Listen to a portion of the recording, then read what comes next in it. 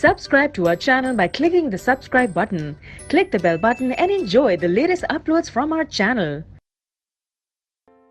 Now students, see the 19th question. 19th question क्या है student? See, the question is, in what direction does a buoyant force of an object immersed in a liquid act? किस direction में buoyant force जो है act करती है जब किसी ऑब्जेक्ट को किसी लिक्विड में इमर्स करते हैं, डुबोते हैं.